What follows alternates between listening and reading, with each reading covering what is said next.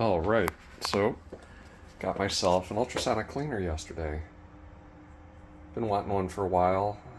Help me to clean parts as I'm working on my project bikes. The main reason I got it is I'm going to attempt to do my carburetors myself this time. There they are. They need a lot of work. I'm going to be spending a lot of time polishing, cleaning, but the main thing was I want to be able to do the rebuild myself, save a little money, get a little more experience. But these are some rough candidates, and I'm looking forward to seeing if I can get this done. If not, I know a couple of good guys here in the Midwest that can take care of them and give them back to me in perfect condition. But let's see if I can save a few $100. So the first thing I'm going to clean with these, a little hard to see, is some parts for the brake system on my project bike. I'm going to have these anodized, and I want them perfectly clean before I bring them to the anodizing shop. I found somebody about 30 minutes away from me that I plan to use. So I tossed those in there. They've been going for a few minutes, but I thought I would just take a minute to do a video and show how this thing works. It's still heating up. The readings are in Celsius. Doesn't mean much to me as an American, but I could always look it up. And a timer for how long the ultrasonic function is going to run.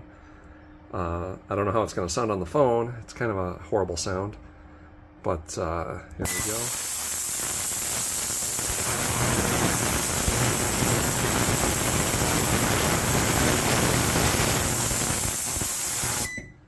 Not much to look at when it's actually going. Based on some YouTube videos I've seen, it's mostly water with some simple green thrown in, and we'll see how it comes out.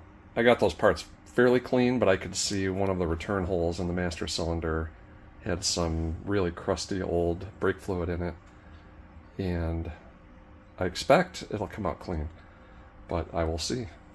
So I'm going to fire it up again. Alright, well, this thing's been running for a while. Timer finished, shut off the ultrasonic action, and parts were pretty clean when I started, but the main thing I'm curious about is this.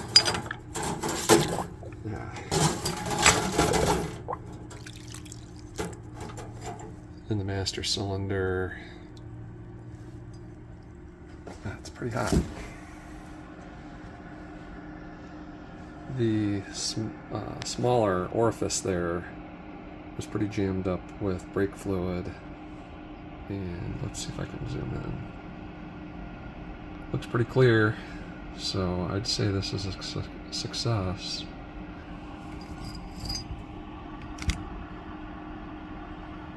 Can't really see in there very well without a light, but I did see some crusty brake fluid in the cylinder that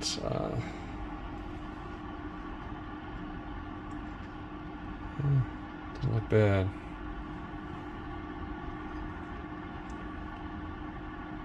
Looks like a little speck of something back there. So I'll get in there with a brush and see if I can knock that out.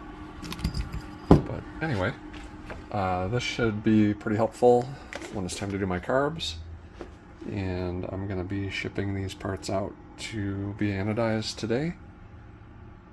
So when I'm ready to start reassembling the bike, I don't have to wait for these. So more to come.